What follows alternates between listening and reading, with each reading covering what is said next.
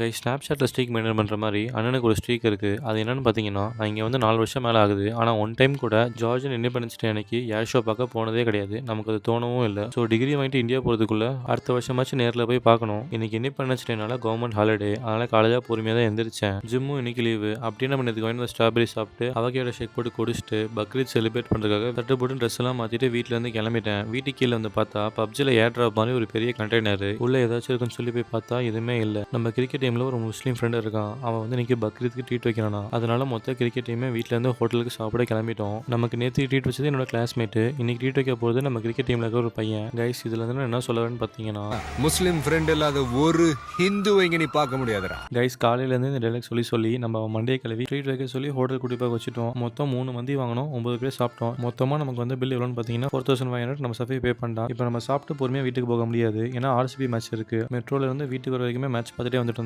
நம்ம டீமில் மொத்தமே 3 பேர் மட்டும் தான் ஆர்சிபி சப்போர்ட். மீதி எல்லாமே சிஎஸ்கே ஃபேன்ஸ். ஆர்சிபி 250 அடிக்கவே தெரிஞ்சிருச்சு கண்டிப்பாக சேஸ் பண்ண மாட்டாங்க அப்படின்னு. கம்ப்ளீட்டாக ஒன் சைட் கேம் தான் போயிட்டு இருந்துச்சு. நம்ம செகண்ட் இன்னிங்ஸ் மேட்ச் பார்த்தது இந்த ஹோல்டர் விக்கெட்டுக்காக மட்டும் தான். ஹோல்டர் அவுட் ஆனதுக்கு அப்புறமா நம்ம அப்படியே கிரிக்கெட்டோட போயிட்டோம். கிரிக்கெட் விளையாண்டு டேவை முடிச்சாச்சு. நாளைக்கு பார்ப்பாங்க. பை.